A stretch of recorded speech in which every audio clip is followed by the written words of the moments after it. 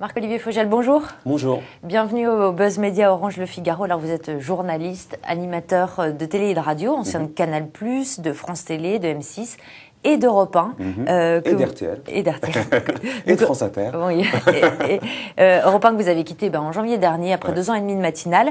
Et justement, vous faites, après votre retour très attendu à la télévision sur M6 ce dimanche, ce sera le 2 octobre, pour Face à l'actu à 13h25. Alors, Face à l'actu, ce sera un magazine d'infos et d'interviews sur l'actualité. On entre dans une année présidentielle. Est-ce que ce sera une émission essentiellement politique? Pas essentiellement, mais forcément, puisqu'on est supposé rebondir sur l'actualité de la semaine, elle sera forte dominante politique.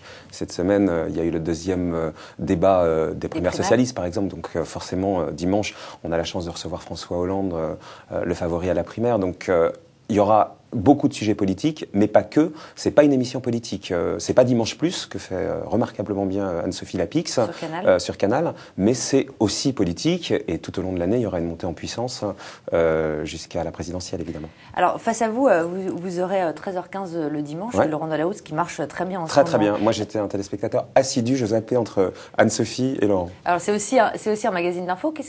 Comment vous allez vous différencier justement de cette émission qui mise aussi beaucoup sur les interviews? En fait, d'abord, le format n'est pas le même. On revient sur 5 sujets majeurs de la semaine à travers leurs principaux acteurs. Comme en fait un journal dont on tournerait les pages, c'est pas tout à fait l'objet du magazine de Laurent. Laurent, dans ce qu'il fait le dimanche, ça débat beaucoup avec des experts qui sont assez brillants. Là, c'est pas des experts qui débattent, c'est les acteurs principaux de l'actualité qui viennent témoigner ou qui viennent raconter. Donc, on est dans le même univers de l'actu, mais traité totalement différemment, sous autre angle. Les acteurs, pas les experts, de sujets très hétéroclites, puisqu'on passe de faits divers à l'actu politique, au sport. C'est peut-être un tout petit peu plus large dans les sujets traités. Mais c'est un magazine qui n'est pas concurrent, c'est complémentaire. D'accord. Alors on le sait, l'heure du déjeuner, c'est un peu le point faible d'M6 qui cherche un vrai concept sur cette tranche horaire. Est-ce que ça vous met la pression, ça ?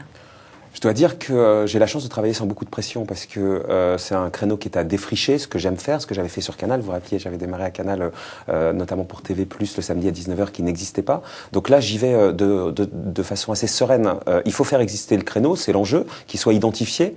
Et en même temps, il est très regardé, ce créneau-là, le dimanche sur M6. C'est des rediffusions des primes et il y a plus d'1 million de téléspectateurs à chaque fois. Mais M6 vous a donné des objectifs d'audience ? C'est en ça que je suis serein, j'en ai aucun. Alors évidemment, l'idée n'est pas de faire une émission de télé devant 0 téléspectateur, mais l'idée c'est de garder à peu près ceux qui sont là et d'essayer au fil des semaines que la classe soit identifiée et de progresser. Mais j'ai pas d'objectif d'audience fixé, mais j'ai une volonté évidemment de faire une émission qui à un moment donné soit regardée. Mais quand bien même on garderait le nombre de téléspectateurs d'aujourd'hui, autour d'1 million, c'est le nombre d'une deuxième partie de soirée, mais avec une faible part de marché, puisqu'il y a beaucoup de monde devant la télévision. Donc ça fait un esprit confortable pour aller bosser, quoi. Alors, vous êtes fait connaître aussi pour votre ton insolent, en diront certains. Est-ce que M6, quel ton vous a demandé d'adopter M6 pour ce nouveau programme ? C'est pas comme ça que les choses se passent. On me demande pas d'adopter un ton. On vient me chercher pour ce que je suis aujourd'hui, à 42 ans, avec différentes expériences, des succès, des échecs, en tout cas des expériences régulières. Donc aujourd'hui, je suis constitué de plein de choses et avec un registre assez large, une palette assez large, de l'empathie à, de temps en temps, aller demander des comptes. Mais moi, je me suis jamais considéré comme insolent. En tout cas, je cherche pas à l'être et je ne souhaite pas l'être. Donc cette image, elle est un peu usurpée, selon vous ? C'est une caricature, mais c'est toujours bien d'être caricaturé. C'est presque même une chance d'être caricaturé. Ça permet d'être identifié. Moi, ce que j'essaye d'être, c'est exigeant avec moi-même et avec les invités qui sont en face. En 2 mots, je considère que c'est un privilège de faire de la télévision. Alors autant aller au bout de ce privilège et avoir l'exigence qui va avec. Je suis pas un rentier de la télévision qui va juste pour voir parce que c'est sympa d'avoir sa tête dans le poste, quoi. Alors vous avez été habitué au prime sur France 3, sur M6. Là, vous arrivez le midi. Est-ce que vous auriez aimé avoir une case un peu plus exposée pour votre retour ? Pas une seconde. En fait, les primes, j'en avais fait le tour à France 3. À M6, c'était une deuxième partie de soirée. J'en avais fait plus d'une centaine scène de suite. J'avais adoré relever ce défi de la même façon. On m'avait dit que ça ne marcherait jamais et au début ça ne marchait pas du tout d'ailleurs, parce que c'était compliqué de trouver le bon cocktail pour en même temps faire de l'info, mais une info suffisamment large pour intéresser le plus grand nombre. Je pense avoir fini par trouver la recette sur France 3 et j'en avais fait le tour. La pression du prime, les exigences pour être très grand public, ça m'intéressait de trouver ce qu'il fallait en faire et j'étais pressé de passer à autre chose. Donc non, là ce qui m'intéresse justement, c'est un créneau à défricher. C'est peut-être s'il y a une espèce de cohérence dans mon petit parcours professionnel, c'est très régulièrement de remettre un nouvel enjeu devant, essayer et d'essayer de le surmonter. Autrement, je serais resté à faire ce que je faisais. C'était très confortable. J'étais un privilégié rentier de la télévision, sans aucun intérêt au quotidien. Ce que vous faisiez, c'était aussi de la production, des activités que vous avez mis entre parenthèses au moment de votre départ à Europe 1. Est-ce qu'en revenant sur M6, c'est aussi un moyen de reproposer de nouveaux projets en tant que producteur? Pas du tout. Non. Peut-être, je dis pas plus jamais, mais en tout cas aujourd'hui, j'ai pas du tout cet appétit-là.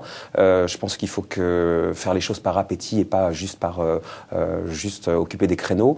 Donc mon appétit aujourd'hui, il est de développer des choses, découvrir un nouveau terrain de jeu qui est le net.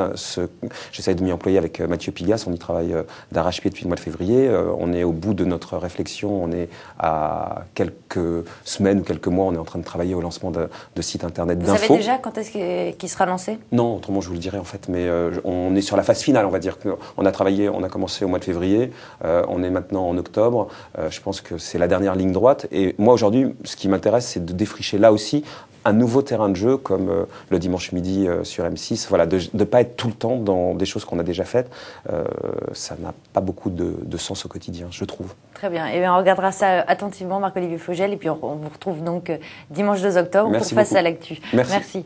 Et à demain pour un nouvel invité.